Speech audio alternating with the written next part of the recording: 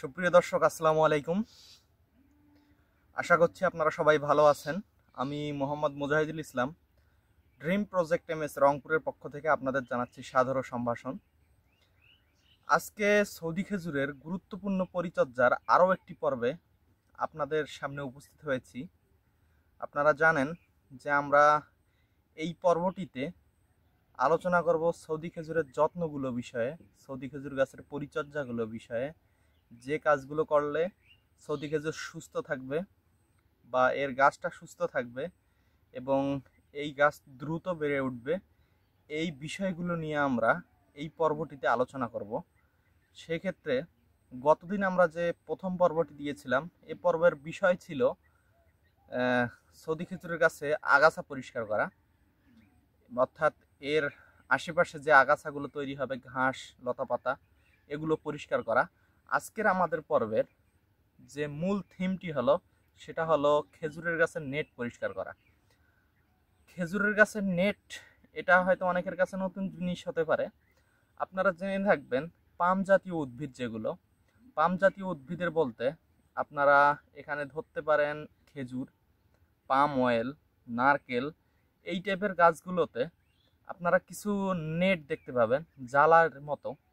এগুলো বাদামি কালারের হয়, জালি অটোমেটিক্যালি তৈরি হয়ে যায়। এই জালিগুলোকে নেট বলা হয়। আর এই নেটগুলো গাছকে কিন্তু আবৃত করে রাখে। সেক্ষেত্রে সম্পূর্ণরূপে নেটগুলো পরিষ্কার না করতে হলেও আমাদের কিন্তু এই নেটগুলো কিছুদিন পর পর পরিষ্কার করে দেওয়া উচিত। এবং সৌদি খেজুরের ক্ষেত্রে এটি বছরে 2 বার অন্তত করে দিতে হবে। কিন্তু দর্শক, যখন আপনি 2 বার এই নেটগুলো পরিষ্কার করবেন, গাছটা হবে অনেক সুন্দর। গাছগুলোর এক্ষেত্রে ময়লা থাকবে না গাছের মধ্যে।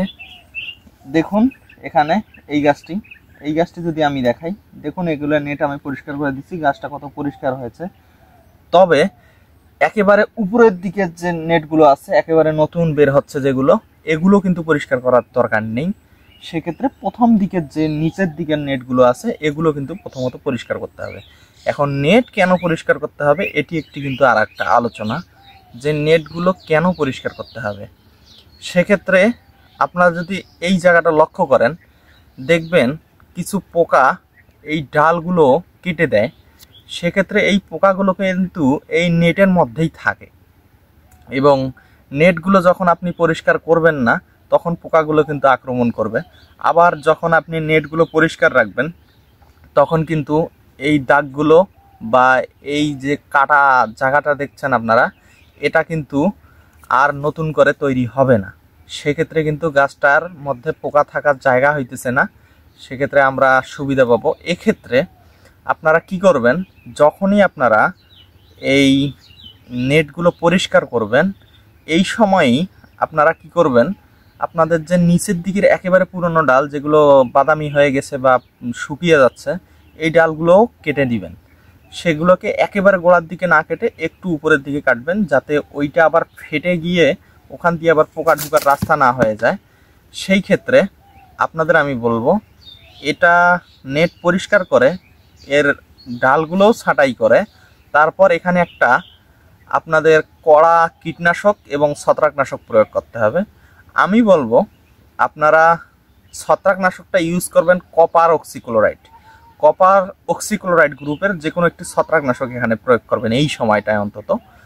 এবং সাথে আপনারা যে কোনো কীটনাশক, একটু শক্ত কীটনাশক ব্যবহার করবেন, যেমন নাইট্রো, ক্যারাটে, সবিক্রন বা ফাইটার, এই টাইপের যে কীটনাশকগুলো আপনার হাতের নাগালে যেটাই পান আপনি সেটা ব্যবহার করে এখানে প্রয়োগ করবেন, যাতে করে কোনো পোকা এখানে নতুন যে কেটে দিলেন ডালগুলো বা পরিষ্কার করে দিলেন, এখানে আক্রমণ করতে না পারে।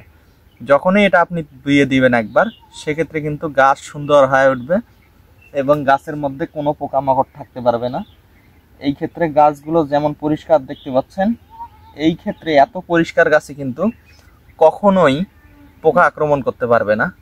সেই ক্ষেত্রে আপনার গাছ সুস্থ থাকবে। কারণ এখানে যে সবচেয়ে বড় সমস্যাটা, সেটা হলো যখন আপনি এই নেটগুলো রাখবেন, তখন কিন্তু এখানে গন্ডার পোকা বা রেড বিটল পোকা, এই পোকাগুলো কিন্তু আক্রমণ করবে। গন্ডার পোকা, রেড বিটল পোকা যদি ধরে, সেই গাছের অবস্থা কত খারাপ হয়ে যায় সেটা আপনাদের আমি আগেও দেখিয়েছি।